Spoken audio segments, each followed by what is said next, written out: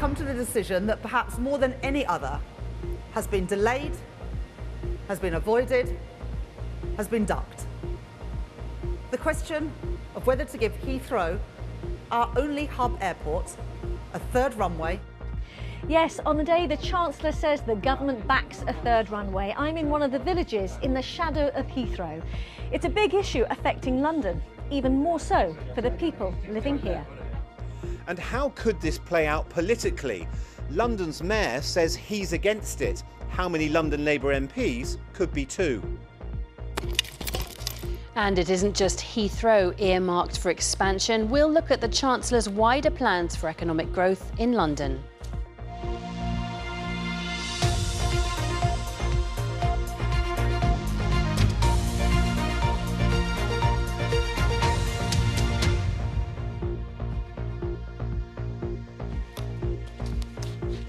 Good evening and welcome to the programme on a day when the Chancellor has linked the UK's economic growth to airport expansion in the capital.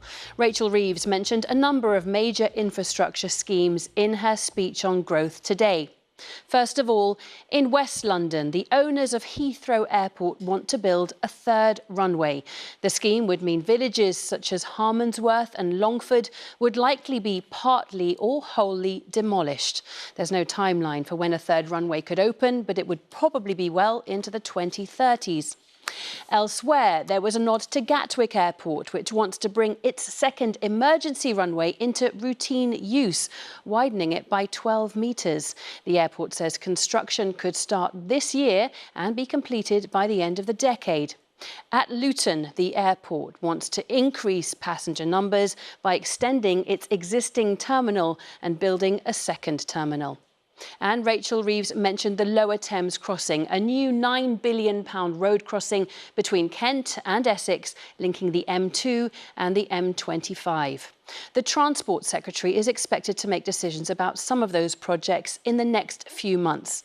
Well, with more on that big announcement about a third runway at Heathrow, let's join Riz in Harmondsworth, a village that will be directly affected. Riz, over to you. Yes, thanks very much, Alice. I'm at the Five Bells, a pub at the heart of the community in Harmondsworth. And yeah, it's a Wednesday evening. You've got Lee somewhere there behind the bar serving punters. And if people here seem maybe unfazed by what's been happening today, perhaps it's because they have heard this before, and more than once. Plans for a third runway would cut right through this village, quite literally, one side of the road to the other. So how have locals been feeling today? My colleague Frankie McCamley has been finding out. And a third runway could create over 100,000 jobs. International investors. A sceptical crowd this morning gathering to watch the Chancellor back a third runway at Heathrow. Only because they've heard it all before. At the moment it's yes, but then that's not yes. It's only yes through the government at the moment, but it's not a yes for us yet. Harjit, though, is remaining optimistic. It is potentially a good day for you and your family. It is, yes. It is. I know a lot of people wouldn't feel that way, but I do. I'm happy to finally be out of this limbo of is it going to go ahead or is it not going to go ahead? So if it's going ahead, I'm welcoming that decision. Her family have been trying to sell their home for years, but couldn't because no one would buy a house that could be demolished. We're a family of 5 now. Really, we do need to move up and get a bigger property. And we've just been managing in the little space that we have because we can't sell and move on. 600 planes a day, probably. Justine won't be moving on. Her house will just avoid the demolition site. That would be the view I'd get from my front door if development goes ahead. You know, I'd be living in a plane spotter's paradise, but unfortunately I'm not a plane spotter. Some people would say I'm lucky I would be part of the village that was saved, but my community would have gone, you know, I'd be on my own almost. So, she thinks the Chancellor should be focusing on expanding other sites instead. If she believes that an extra runway is going to give financial benefits, shouldn't you be spreading those around the country rather than concentrating it here? Julian's home will be demolished. After 44 years, he would like to stay, but if he can't, he wants to know now. It's horrendous because I plan to live here. It's an ideal village. It is extremely well connected by public transport. What about the community too? You seem to have lots of friends out there. There is a brilliant community in this village at the moment because people haven't been able to move. To give you a bit of perspective of where we are, now this road just behind me is the main road going through Harmondsworth village, and that big cream house is Justine's. Now if I take a few steps forward, this line here is expected to be the new perimeter for the third runway. If I step over this, then anything beyond that line is going to be demolished. Right here, that includes Julian's house, and right down the street there, that also includes Harjeet and her 3 children's home. That also is going to be demolished. Although the government is behind the new expansion, there still is a way to go before this community finds out its fate. Frankie McCamley, BBC London. He already does. He does. Well, I've managed to grab Graham, the landlord, for a quick word. Thank you, Graham. One of the things we keep hearing today is this issue of uncertainty. There's a lot of uncertainty. I mean, some people are for the runway, some people are against the runway. There's a big grey area where people just want an answer, yes or no, let's get on with it. Do you feel it's a little bit like Groundhog Day and people just want to be able to plan and know what's going on? People just don't know what to do. Like I say, I mean, they don't know when houses are going to be sold, whatever's going to happen. So, yeah, very much like that. And what about the pub? Pub stays here. Pub stays here. Sadly, my house gets bulldozed, so we just sort of have to carry on from there, really. It's a shame because it's a community pub, and without the community, I won't have a pub. OK, well, Graham, I'll let you get back to the bar and the punters. Thank you so much for letting us be here and for chatting to us. That is Graham, the landlord of the Five Bells. And as he said there, you know, this has been stop-start. You know, 1 minute it's cleared for takeoff, the next minute it's grounded. Any other puns that I can possibly think of. But how did we actually get here? Our transport correspondent Tom Edwards has been looking back. History shows us that just because a government backs a third runway, it doesn't mean it will take off. The third runway has sparked opposition and controversy for decades. John Stewart helped defeat previous runway plans over 20 years. When I started 20 years ago, Heathrow went through the motions of being concerned about the environment and being concerned about the community. I think when they didn't get the third runway in 2010, that was a wake-up call. I think they would acknowledge that, and they now know that they've got to embed climate change, noise and climatic concerns in any proposal. Is that achievable? I think that's a $64,000 question. Successive governments haven't addressed aviation expansion. In 1971, this commission recommended Buckinghamshire for a new airport, but the government opted for Maplin Sands in Essex. It didn't happen. Mr. Speaker, the government remains convinced, therefore, that additional capacity at Heathrow is critical to this country's long-term economic prosperity. By 2009, Gordon Brown's government backed Heathrow expansion. It was scrapped a year later. But they'd be much less acute than the noise issues in... Much less. And again, an estuary airport was being mooted by the then Mayor Boris Johnson. Now it's just going to be destroyed for the benefit of another runway, which probably could go to Gatwick. By 2015, a commission recommended expansion at Heathrow again. Theresa May's government backed it, but COVID grounded the industry. Heathrow Airport will now have to prove it can expand within environmental limits, and sustainable aviation fuel technology is only just emerging. The amount of consultation that's required, the amount of environmental surveys that are required, the environmental statements that are prepared run to thousands, sometimes tens of thousands of pages. All of that work involved and the design work means that you're going through a number of years and very often through an election cycle before you even submit an application. So there are very often political reasons why some of these projects struggle. Other barriers apart from judicial reviews is the cost, tens of billions. The airport owners will have to pay. That's while it probably won't be allowed to put up landing fees. Any cost increase that comes from that investment, which the airport wants to recoup through its charges, will have to be managed very carefully. There's going to have to be a really transparent dialogue with airline customers and ways found to do that with the minimum impact to avoid increases in customer ticket prices. Heathrow Airport wants the planning process streamlined. There has, though, been no new full-length runway in the southeast since the 1940s for a reason. Tom Edwards, BBC London. So that's how we got here, but how is this going to play out politically? Let's hear from our political editor, Tim Donovan, in Westminster. Hi, Tim.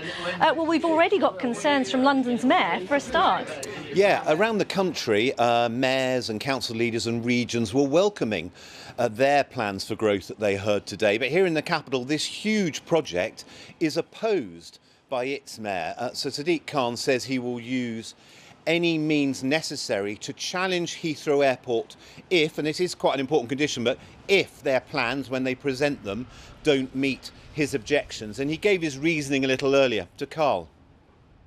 The impact this will have on noise pollution.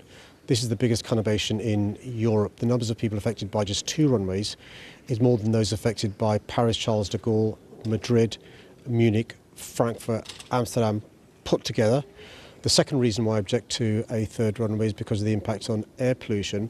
And the 3rd reason is I'm not clear how we can meet our climate change commitments with a 3rd runway. I'm pro-growth. I know the importance of growth to our city and our country. I support this government in terms of its growth agenda.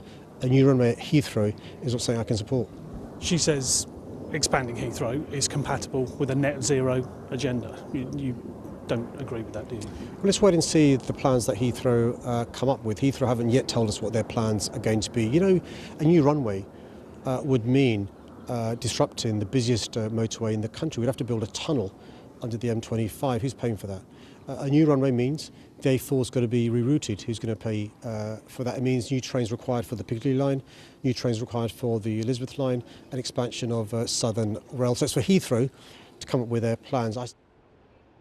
Sadiq Khan speaking to Carl a little earlier. Now, London's business organisations don't agree with him, nor do big unions like the GMB that think this is going to create jobs, and you've got the Corporation of London, which represents the businesses of the square mile, saying they think this should happen. London Labour MPs, I think, were unclear. There's a big sort of a new intake, not quite clear what their views are yet. They will want to see more detail. But one who we spoke to, who is the government's, he has a role for the government as the growth champion for the capital, says it's time to say yes. I am in agreement with the Chancellor today that it would be good for the UK economy if we can see Heathrow expand. We do need to make sure that we meet the tests around environment and noise and pollution. I'll be looking closely at that. I'm sure all parliamentarians will be if it does come to a vote. But in principle, I want to see things being built again in this country. I want to see us investing in the future. For too long, we've been living off our past. Now, the Greens are saying there's no way you can do this and meet your climate obligations. Today, the Liberal Democrats were making clear that they are going to be protesting this, and councils out in southwest London are likely to be part of a legal challenge if they can pull one off. Meanwhile, we're now waiting for Heathrow Airport to come up with plans. The government wants to see, it says, before June, and the Chancellor is saying, you know, all being well, they think they could start building this within 4 or 5 years. OK, Tim, from Westminster, thanks ever so much. So a sense of the politics there, which will continue. With me now, travel expert Simon Calder, joining me at the bar. Thank you so much. First of all, your reaction to today's news? I guess it's here we are again. I've been reporting on Heathrow expansion since, well, certainly before the 21st century. Maybe this time will happen, but I haven't got it marked in my calendar until the late 2030s. So perhaps we will meet again here then, but it's going to be an incredibly slow process. So like Groundhog Day, which incidentally it is Groundhog Day on Sunday. Now the government has talked about strides in cleaner and greener aviation, but London's mayor has said, look, despite these progress that's been made, these are his words, I'm simply not convinced that you can have hundreds of thousands of additional flights at Heathrow every year without hugely damaging impact on the environment. Oh, sure. And it goes all the way from the extra noise that people will be suffering in West London and in Berkshire, all the way through to global climate emissions targets. It is impossible to say that they can all be met. Nobody will be happy environmentally with this. But the government clearly thinks we've got to do this in order to grow. Let me just remind you that London is absolutely the world capital of aviation. Far more people fly in and out of London than any other city in the world. New York, Tokyo, Shanghai. We're way ahead. And we do this somehow, even though we haven't had any new infrastructure for the last 70 years. So I think we will probably carry on muddling for a few more years. And there were warm noises about Luton and Gatwick. Oh, sure, yeah, and I'm pretty convinced I will be flying maybe from Gatwick to Alicante early summer 2029. That's much easier, stays within the footprint of Gatwick, so you're not going to have the same problems that you would do here in Harmondsworth and Luton. Yeah, it would be great to see that airport doing more, but of course it's that environmental question that lurks behind everything. And you mentioned Harmondsworth. We've heard about the direct impact on people here and in the surrounding villages. What about the impact on passengers? Well, yeah, it would be great to have more choice and to have lower fares, which is what you should get with extra competition. But of course, then you're probably going to be in the position where if this does go ahead, it will be passengers now and for the next few years who will be paying for something which isn't going to actually take effect for over a decade anyway. So you could actually see fares go up in the short term. Right, and if you had to put a guesstimate on the date? Oh, I'd say 2038 or 2039, but I'm not putting it in my diary just yet. OK. Well, we've heard it from you there, Simon. Always good to speak to you. Thank you very much indeed for joining us here in Harmondsworth. Well, that is all from us here at the Five Bells. It's getting pretty busy in here. We talked about aviation and airport expansion, but of course there were some other announcements in the Chancellor's speech. With more on that, it's back to Alice in the studio. Thanks, Riz. Well, the Chancellor, Rachel Reeves, has also mentioned the importance of the new Lower Thames crossing that would divert traffic away from the QE2 bridge and Dartford crossing further east between Essex and Kent. If it goes ahead, it would be a huge infrastructure project supporting thousands of jobs. But some locals have concerns about the environmental impact. Simon Dedman reports from Essex.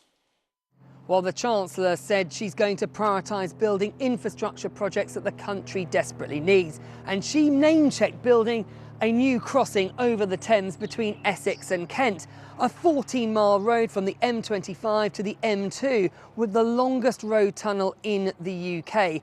It would cost more than £8 billion and it's been talked about for more than 15 years. And whilst the Chancellor didn't green-light the project today, she did say that it would improve connectivity and alleviate severe congestion. And she's now exploring options with the private sector to get it built. Well, this announcement has been welcomed by industry bodies. If there is trouble at Dartford at the moment, it is catastrophic for hauliers. If, for example, the bridge is closed, the only way is to go around all of the M25, and that adds significant delay to the journey. For hauliers, delay has a real economic cost, and we estimate that for every hour stuck in traffic, that's £130 lost to a haulier. Well, not everyone backs this plan. Thurrock Council has been against it for quite some time. The Labour group there has reiterated their opposition today, saying they feel it will do nothing to alleviate congestion here, and also about the impact on the green belt of building the new motorway style road. The government will make its final decision in May as to whether the project goes forward. Simon Dedman there. Now, drivers are being warned about excessive speeding, with some of the worst offenders recorded on motorways around London. The BBC has discovered people driving at up to 164 miles per hour on the M25. Others have been caught speeding on the M40 with young children in the car in the emergency lane. Curtis Lancaster reports. You know, maybe. Oh my God. This driver was convicted of dangerous driving and child neglect after speeding at more than 100 miles an hour on the M40 with a young child in the car. He was given a suspended sentence and banned from driving for 2 years. Meanwhile, unmarked police patrols are tasked with keeping our roads safe. As you can see on the screen, the speed currently we're doing is 83 miles an hour. Minutes into this team's shift, they stopped a motorist for speeding. He'd set his cruise control to 85 miles per hour whilst travelling on the M2. He knows fully well that the speed limit is 70. Between 2019 and 2023, more than 24,000 drivers were caught speeding at more than 100 miles an hour by cameras in the UK. The Transport Research Laboratory in Wokingham, Berkshire, studies driver behaviour. They're also looking at how technology can help. Intelligent speed assistance works essentially through reading what the speed limit is. First, it can warn the driver if they are over the speed limit, and secondly, it can actually, in some systems, intervene and reduce the speed of the car gradually to get down to the speed limit. In the future, all of these new technologies, all of our understanding about driver psychology, all of it will hopefully get us to that point where we just don't accept death or serious injury on the road as a sort of, a necessary thing. Campaigners admit there's no quick fix to stopping speeding drivers. Curtis Lancaster there. Now for some of the day's other news. Essex Police is set to cut all of its PCSOs to balance its books. The Police and Crime Commissioner for Essex said there is a £5 million shortfall because of what he calls inadequate funding. The Home Office said police forces do have the resources they need. And bosses at the Prince Charles Cinema, the last independent cinema in central London, say it could close in 6 months after the landlord tried to introduce new terms to the lease.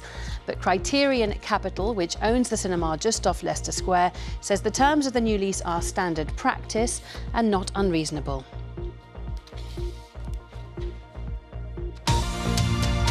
A group of chess players in South London say their club has become so popular they're now looking for a bigger venue. The players meet once a week in Brixton and have seen as many as 100 people turn up on any one week. Organiser Kojo Dimo shows us around. Did you expect to be playing chess until 10 p.m. on a Wednesday? No, I would have been in bed. Maybe watching Netflix, but I'm not because I'm actually here with people and having fun. Who said chess can't be lit? When it really matters, I win. No, I'm cool. He's gonna get smoked! My initial perception of chess was like, you have to be mad smart, you have to be unique. When really and truly, it can be a normal social hangout. Week on week through the night, we'll see about up to 100 individuals pass through. It's so busy, everyone's trying to play chess. It took me an hour to drive here. I didn't actually think many people were interested. It warms my heart when I see new faces experience the game for the first time. I am a baby girl, chess player, and as you can see, I'm losing. This is a game, What is this, the traitors?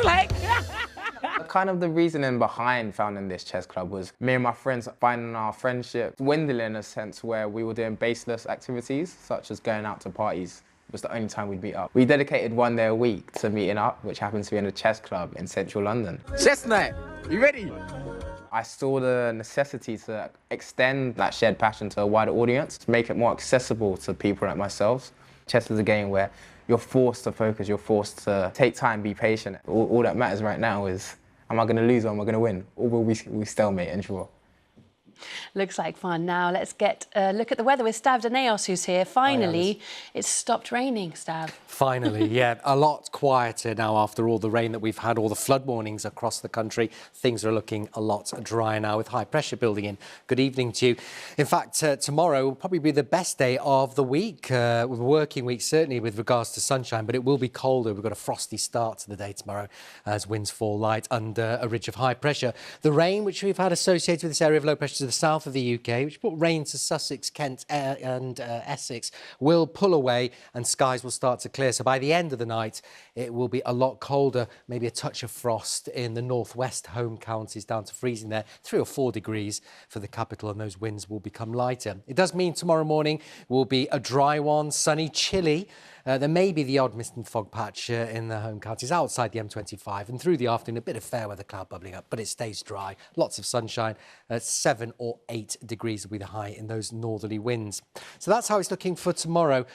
For Friday, though, we do have this weather front which will start to move in from the west, and that will be a fly in the ointment to our dry weather. It does mean Thursday night will start chilly with clear skies, maybe a touch of frost before temperatures rise as this weather front pushes in from the west. And there could be the odd sleet or wet snowflake over the Chilterns there and over the Downs as it pushes into that cold air. But it means Friday morning will be pretty wet, dismal, rather grey. The weather front will be fizzling out because it pushes into high pressure, so it leaves a legacy of cloud for Friday afternoon, a bit of a damp afternoon there, and temperatures 7 or 8 degrees, so it'll feel quite chilly because of the lack of sunshine. But that really is it. As we head into the weekend, it's looking better. We'll start to see high pressure building in across the country, so it'll be dry, quite chilly, light winds at night, so it means we'll see a bit of mist and fog, but plenty of sunshine. Alice. Good to hear. Thanks, Stav. Well, that's about it from me. We'll be here later with our 10:30 programme. But for now, from all of us here, do have a lovely evening. Bye-bye.